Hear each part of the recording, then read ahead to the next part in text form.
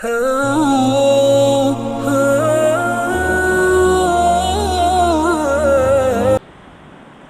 اگلی بات جو میں عرض کر رہا ہوں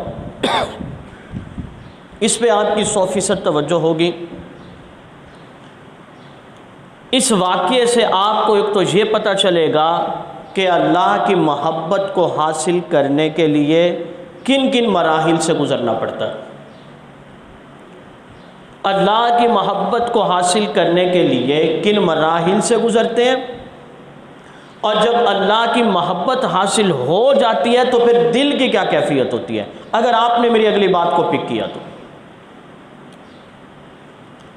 یہ اس دور کی بات ہے جب اسلامی سلطنت لاکھوں مربع میل پہ چھائی ہوئی تھی، عباسی حکومت تھی کہ ہارون الرشید، مامون الرشید وغیرہ، ان کا سلسلہ وہی چلتا ہوا آ رہا تھا۔ بادشاہ سلامت نے وزراء کی ایک میٹنگ رکھی اور ارد گرد کے جتنے گورنرز تھے ان سب کی بھی میٹنگ رکھی۔ سارے آ گئے، جو ڈسکسیشن ہونی تھی ہو گئی۔ کل کا جو دن ہے وہ طے کیا گیا کہ کل کے دن میں جن کی کارکردگی اچھی ہے ان کو شاہی خلعت عطا کیا جائے گا، لباس جو بادشاہ کی طرف سے انعام میں، اور باقی لوگوں کو بھی کچھ نہ کچھ انعام دیا جائے گا، اور کل ہی کھانا بھی ہوگا۔ اگلا دن آ گیا، جن کو خلعت عطا کرنا تھا، لباس شاہی تحفے میں دے دیا، جن کو چھوٹے چھوٹے انعام دینے تھے وہ بھی دے دیے، کھانا کھا لیا۔ اب گورنرز آپس میں ہلکی پھلکی گفتگو کر رہے ہیں، وزراء آپس میں بیٹھے ہوئے ہیں، بادشاہ سلامت بھی ہیں۔ ایک گورنر کو چھینک آ رہی ہے اور وہ اس چھینک کو کور کرنے کی کوشش کر رہا ہے، لیکن چھینک کور نہیں ہوئی۔ ایک نہیں آئی، 2-3 اکٹھی آ گئی، مواد ناک سے نکلا۔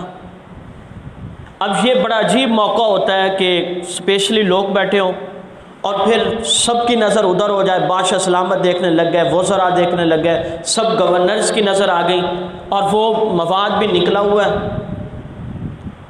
وہ ہیزیٹیٹ ایسے ہوئے، وہ جو لباس بادشاہ سلامت نے دیا تھا انعام میں، اس لباس سے گورنر نے ناک کا مواد صاف کر لیا۔ بادشاہ سلامت کا پارا ہائی ہو گیا، حکم دیا اس سے شاہی لباس اتار لیا جائے، گورنر شپ اس کی ختم کر دی جائے اور اسے نکال دو، اسے شاہی لباس کی اہمیت کا پتہ نہیں۔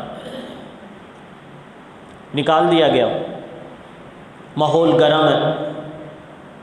وزیر با تدبیر نے مشورہ دیا کہ مجلس برخاست کر دی جائے تاکہ معاملہ زیادہ خراب نہ ہو۔ اب حال میں بادشاہ سلامت ہیں اور وزیر ہے۔ اتنے میں ایک خادم آ کے کہتا ہے کہ نہاوند علاقے کا گورنر آپ سے ملنا چاہتا ہے۔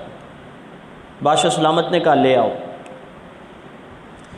اب یہ کون ہے جو ملنے کے لیے آیا؟ اس کا نام حضرت ابو بکر شبلی رحمۃ اللہ علیہ ہے، گورنر آ گئے۔ بادشاہ سلامت اجازت ہے ایک سوال پوچھنا چاہتا ہوں؟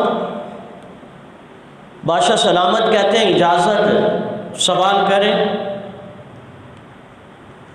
بادشاہ سلامت مجھے یہ بتائیے، چھینک کا آنا انسان کے اختیار میں ہے یا نہیں؟ چھینک اختیاری فعل ہے یا غیر اختیاری ہے؟ آپ بات سمجھ رہے ہیں؟ یہ کیا سمجھانا چاہ رہے ہیں؟ یہ اصل میں یہ کہنا چاہ رہے ہیں کہ اسے چھینک آ بھی گئی تھی تو اس کے کنٹرول میں تو نہیں، چھینک کون کور کر سکتا ہے، غیر اختیاری چیز ہے، یہ سمجھانا چاہ رہے ہیں اسے۔ بادشاہ سلامت نے کہا کہ آپ اس ٹاپک پہ ڈسکس نہ کریں، آپ کوئی اور بات کریں۔ بادشاہ سلامت سمجھ گئے کہ یہ کیا سمجھانا چاہتا ہے، اور جو یہ سمجھانا چاہتا ہے بات وہی ٹھیک ہے۔ لہذا انہوں نے کہا اس ٹاپک پہ ڈسکس نہ کریں آپ. انہوں نے کہا بادشاہ سلامت مجھے آج کے اس واقعے سے ایک بات یہ سمجھ آئی، ایک شخص کو آپ نے اپنی طرف سے ایک لباس دیا اور اس نے اس لباس کو خراب کر دیا، آپ غصے میں آ گئے، آپ نے اس کا پروٹوکول ختم کر دیا، اور ایک انسانیت کا لباس مجھے میرے اللہ نے دیا اور میں نے اب اللہ کے دیے ہوئے انسانیت کے اس لباس کی قدر نہیں کی، میرے اللہ نے مجھے کبھی دھکے نہیں دیے، لہٰذا آج مجھے یہ بات سمجھ آ گئی، مجھے آپ کے اس لباس کی ضرورت نہیں، مجھے اللہ نے جو انسانیت کا لباس دیا ہے مجھے اسی کی ضرورت ہے، میں انسان ہوں لیکن میرے اندر وہ انسانیت نہیں. وہ لباس اتارا، بادشاہ کے سامنے پھینکا، میں گورنری سے استعفیٰ دیتا ہوں، مجھے اس طرح کی گورنرشپ بالکل نہیں چاہیے.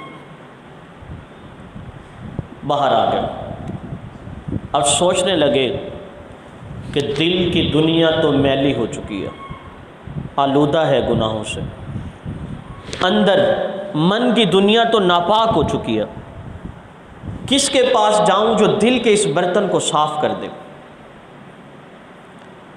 ایک پوزیشن میری اور آپ کی ہے، ہم چند ٹوٹی پھوٹی نمازیں پڑھ لیتے ہیں نا، ہم اپنے آپ کو جنت کا ٹھیکیدار سمجھتے ہیں، اور ہماری پوزیشن یہ ہوتی ہے کہ بس ہم نے مرنا ہے اور اس کے بعد فرشتے پروٹوکول کے ساتھ ہمیں فوراً جنت میں لے جائیں گے.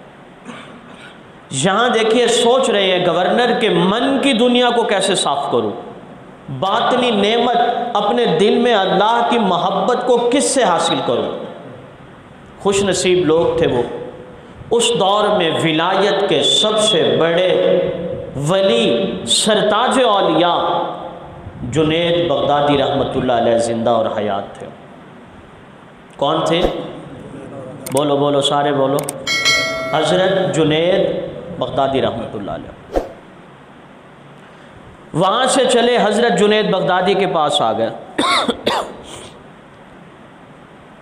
حضرت آپ اپنی خانقاہ میں لوگوں کو اللہ کی محبت سکھاتے ہیں، میں بھی وہی لینے آیا ہوں، قیمت بتا دیں مجھے. دنیا داری والا ذہن ہے، مجھے قیمت بتا دیں. بغداد کے اس ولی نے فرمایا میاں تمہیں قیمت بتا دیں تو ادا کبھی نہیں کر سکو گے، اور اگر تمہیں مفت میں دے دیں تو تم قدر نہیں کرو گے. آپ ڈیسائیڈ کر لیں یہ جو راستہ تم چاہتے ہو اللہ کی محبت حاصل کرنے کا، یہ راستہ پھولوں کی سیج نہیں، یہ کانٹوں سے بھرا ہوا راستہ ہے.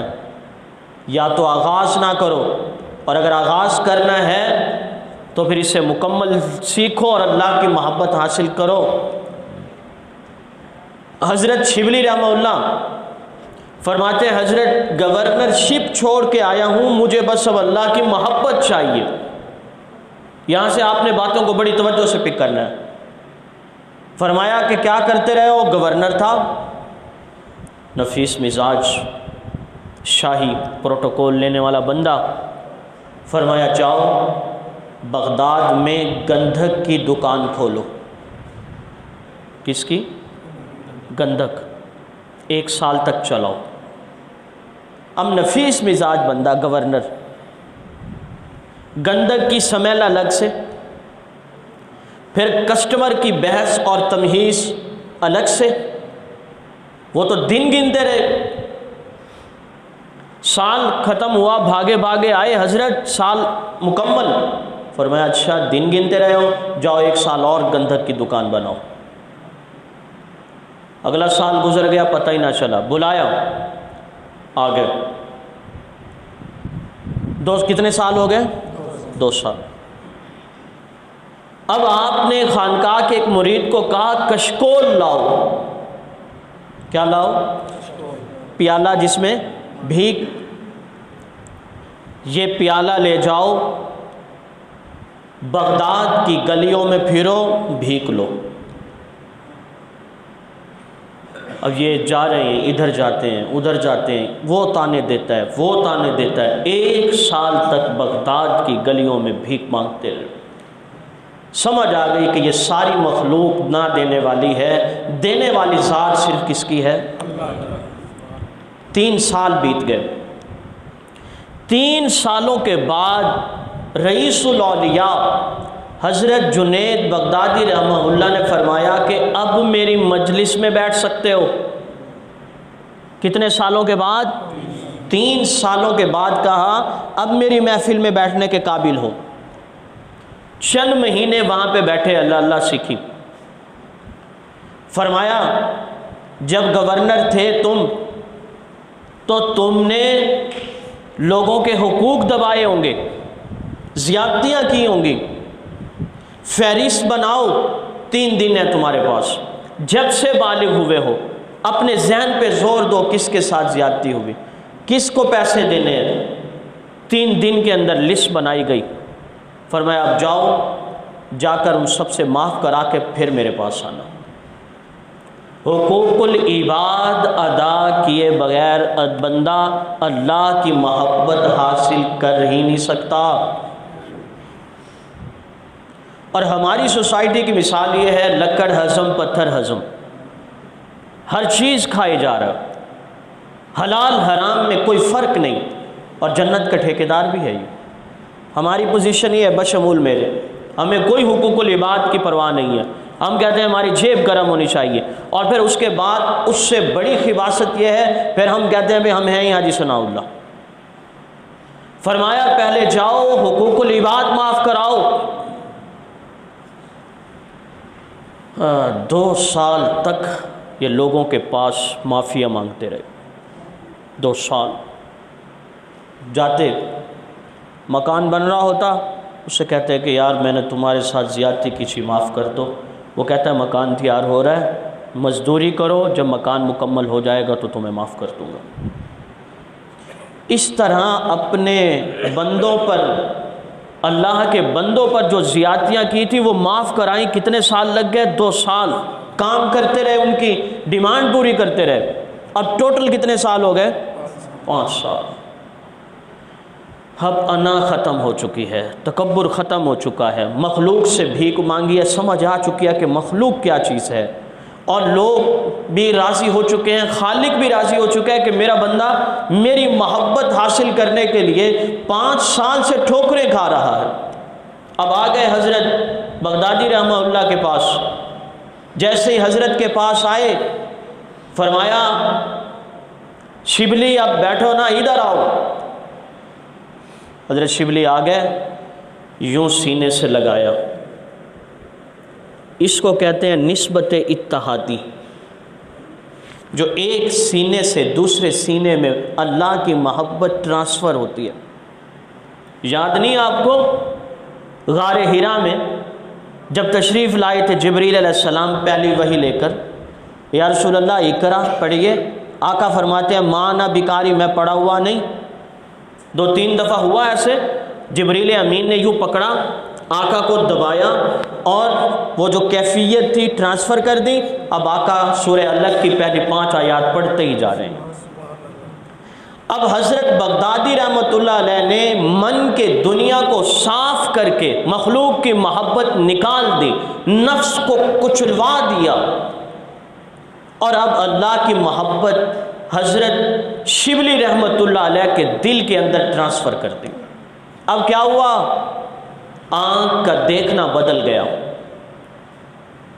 پاؤں کا چلنا بدل گیا، دل کے جذبات بدل گئے، دماغ کے افکار بدل گئے۔ اب سینہ اللہ کے نور سے مزین ہو گیا، اللہ کی محبت حاصل ہو گئی ہے۔ اور حضرت بغدادی نے فرمایا شبلی جاؤ، لوگوں پر یہی محنت کرو، لوگوں کے دلوں کو صاف کرو، من کی دنیا کو صاف کرو۔